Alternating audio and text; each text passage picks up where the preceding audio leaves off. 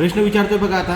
तो प्रश्न विचारतोय फाइंड द करंट. तुम्हाला करंटचं इक्वेशन फाइंड आउट करायचं आहे in the circuit having resistance and condenser capacity C. याचा अर्थ आर सी सर्किटमध्ये तुम्हाला करंट फाइंड आउट करायचा आहे आणि ई एम एफ आहे ई साईन ओमेगा टी. तो ई साईन ओमेगा टी जेव्हा आपण तुम्हाला समजा व्होल्टेज जो आहे तो साईनच्या टर्ममध्ये जेव्हा दिलं जाईल ना तर तेव्हा तुम्हाला एक एक्स्ट्राचा फॉर्म्युला लक्षामध्ये ठेवायची गरज आहे, पण उत्तर त्याचं लवकरात लवकर येऊन जातं. बरं ठीक आहे. आता आपण काय बोलणार की आर सी सर्किट जे आहे त्या आर सी सर्किटच्या केसमध्ये आपल्याकडे इक्वेशन काय असतं बरं का, R I plus Q by C is equal to E. आठवते तो R I plus Q by C is equal to E हे आर सी सर्किटचं एक जनरल इक्वेशन आहे. आता आपल्याला माहिती आहे की येतं काही डिफरन्शियल इक्वेशन नाही आहे, पण त्याला मला बनवता येईल कसं. करंट जे असतं त्याला rate of change of charges with respect to time बोलता येतात. तो आयच्या ऐवजी D Q by D T ठेवता येईल तुम्हाला, ठीक आहे, plus Q by C is equal to E. आता आपण काय करणार, हा जो आर आहे जो मल्टिप्लायला आहे हा आपण थ्रूआउट काय करू शकतो, डिवाइडला पाठवू शकतो. तो D Q by D T R काय करणार, डिवाइडला पाठवणार, Q divide by R C is equal to E by R. Right. तर या पद्धतीने आपलं हे इक्वेशन जे झालं हे डिफरन्शियल इक्वेशन झालं आहे. आता आरची व्हॅल्यू कशी काढणार तुम्ही बघा. इथं परत आपला आर तो तुमच्या लक्षात काय येईल बरं का की हे झालं सर. आता हे differential equation of first order झालेलं आहे. याच्यामधून आपल्याला क्यू क्यू मेन फंक्शन दिसतोय आणि क्यूला सोडून जो असतो तो पी असतो. याचा अर्थ D Q by D T plus Q 1 by R C जो पण आहे हा पी आहे. तो पीची व्हॅल्यू 1 बाय आर सी आली तुम्हाला माहिती आहे. आणि ई बाय आर जो असतो हा क्यू असतो. तो तुम्हाला पी आणि क्यू भेटल्याच्यानंतर इंटिग्रेटिंग फॅक्टर कसं काढतात, E raise to power P D T. ठीक आहे. तो ई रेस टू पॉवर ठीक आहे, पीची value 1 by R C D T आहे. तो तुम्ही याचा आन्सर जर काढायला गेला तर 1 by R C constant taking common I D cut T E raise to power T by R C. तो इंटिग्रेशन फॅक्टर काय आला, E raise to power T divide by R C हा इंटिग्रेटिंग फॅक्टर आपला आलेला आहे. इथपर्यंत आपण आलो.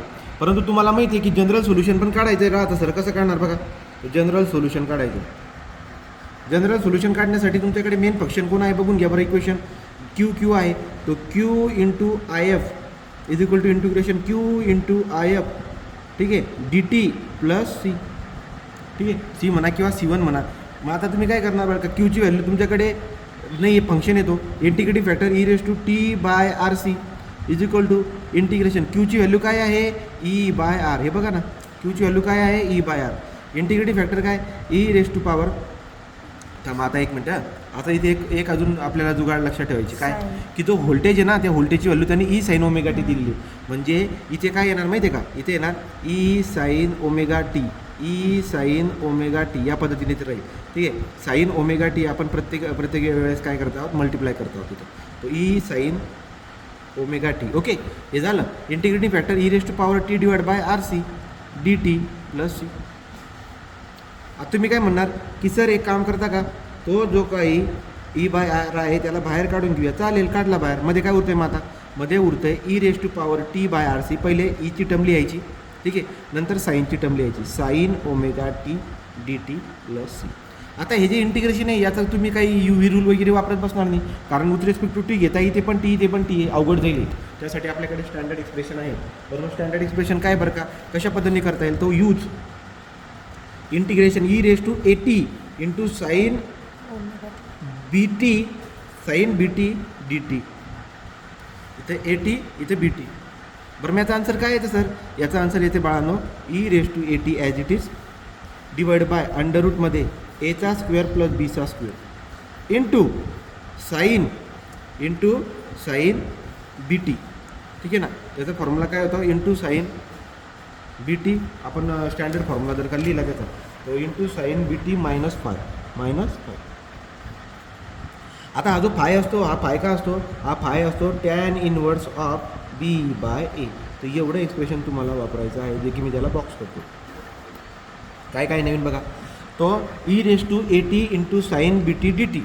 याचं एक्सप्रेशन काय राहील, E raise to A T divide by A square plus B square. तुम्हाला ए बी पण काय फाइंड आउट करता येईल, sine B T minus phi, sine B T minus phi. आणि फाय काय आहे, tan inverse of B by A. आता B by ए पण तुम्हाला काढता येईल, म्हणजे तुम्हाला फाय इथून भेटून जाईल. या पद्धतीने एक्सप्रेशन वापरायचं आहे आपल्याला. चला बरं वापरूया. बघा बारीक ऑब्झर्वेशन करून सांगा मला, मी इकडची साईड लिहून टाकतो, नाही तर मला फक्त ए आणि बीची व्हॅल्यू सांगून द्या. तुम्ही जर बघायला गेलात E raise to A T, टीला सोडून एची व्हॅल्यू काय मग आता 1 बाय आर सी आहे ना. तो 1 बाय आर सी हा झाला ए. तो इथे लिहितो by comparing A is equal to काय आला 1 बाय आर सी. ठीक आहे, 1 by R C. A is equal to 1 by R C आला. बरं इकडे या, तो ए 1 बाय आर सी. आता साईन ओमेगा टी म्हणजे याचा अर्थ तुम्ही जर बारकाईने बघायला गेलात तर बी टी आहे ना, म्हणजे बी आणि हा ओमेगा. बरोबर. याचा अर्थ बीची व्हॅल्यू काय आली ओमेगा. तर बी इज इक्वल टू ओमेगा आले. बरं, पुढे चालूया. अजून मला कशाची व्हॅल्यू लागत असते फॉर्म्युल्यामध्ये फायची. तो फायची व्हॅल्यू कशी काढतात? Phi is equal to tan inverse of B by A. तो phi is equal to tan inverse of B by A. मग कसं करणार? टॅन इनवर्स ऑफ बीची व्हॅल्यू आहे omega by A. Omega by A. ठीक आहे, या पद्धतीने तुम्हाला करता येईल tan inverse of B by A. मग आता बघू बरं काय काय आन्सर येतं आपलं.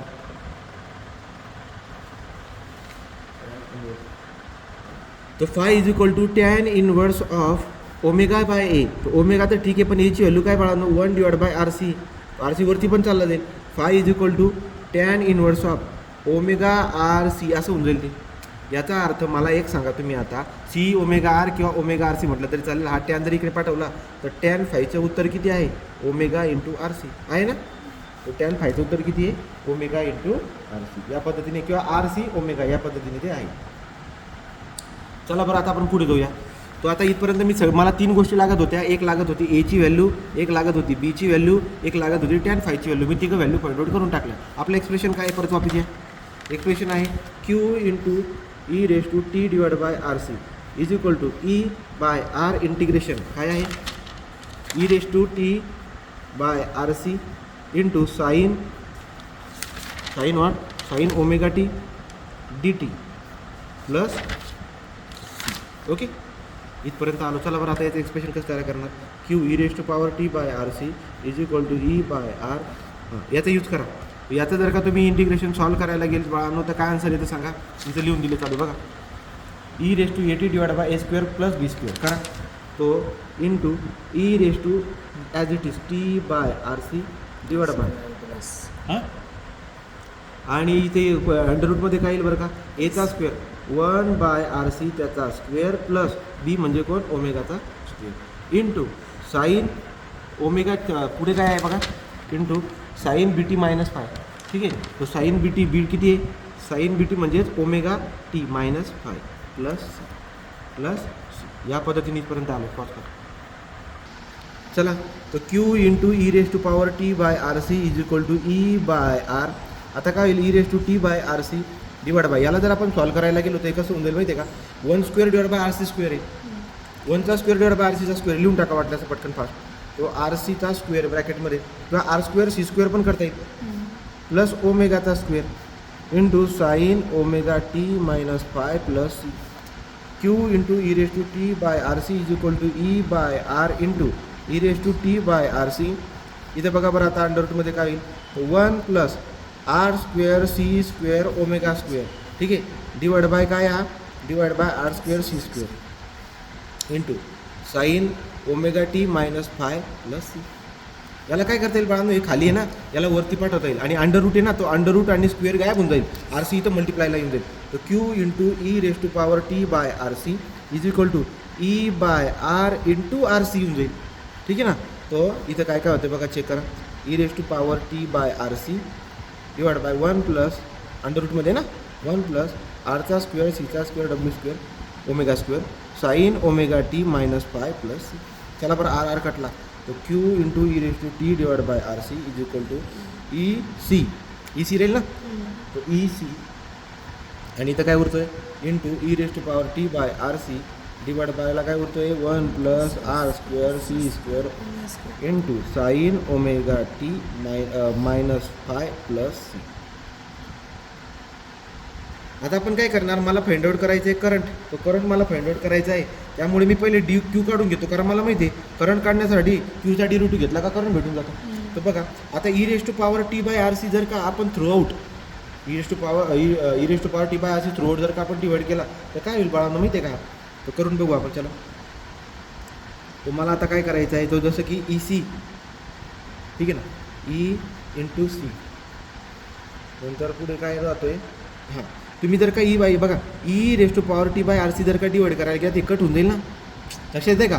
ई डिवाइड बाय वरती आहे ना, त्याला डिवाइड का हा कट होऊन जाईल. मग इथं काय उरेल माहिती आहे? इथं उरणार E C divide by 1 plus आरचा स्क्वेअर सीचा स्क्वेअर ओमेगाचा square into sine omega T minus phi. आणि इथं काय होऊन जाईल माहिती आहे? C into E raise to minus T divide by R C. हा झाला तुमचा डिस्चार्ज. बरं, मग आता हा जर का डिस्चार्ज होतोय सर, तर हा मला आता काय करायचं? करंट काढायचं. मग करंट काढून घ्या. मला करंट काय असतो? Current I is equal to D Q by D T. तुम्हाला त्याचा डेरिव्हेटिव्ह घ्यायचा विथ रिस्पेक्ट टू ठीक आहे. मग आता constant E C divide by 1 plus R square C square omega square हा कॉन्स्टंट बाहेर आला. नंतर पुढं sine omega T minus phi याचा डेरिव्हेटिव्ह काय येईल माहिती आहे का? याचा derivative cos omega T minus phi. ठीक आहे, साईनचा काय आला कॉस आला. आणि पुढे बघा आता पुढे परत इथे टी अडकलेला आहे तर तुम्ही काय करणार ई रेस टू जसा तसा अरे डेरिव्हेटिव्ह काढायचं ना E raise to minus T by R C as it is into derivative of this. याचं डेरिव्हेटिव्ह काय येईल -1 अपॉन आर सी बरोबर ना -1 अपॉन आर सी. आणि परत अजून कॉन्स्टंट कोण आहे सी. तो या पद्धतीने करू शकतात. पण मायनस साईड जर बाहेर आली तर लास्टला करंटचं इक्वेशन काय आलं झालं solve. E C divide by √1 plus R square C square omega square cos omega T minus phi minus हा मायनस साईन बाहेर काढला सी. ठीक आहे, सी म्हणजे कुठला सी आहे कॉन्स्टंटचा. तुम्ही म्हटलं त्याला ए बोलून टाका आता लास्टला A E raise to power minus T by R C divide by किंवा इंटू 1 बाय आर सी. या पद्धतीने करून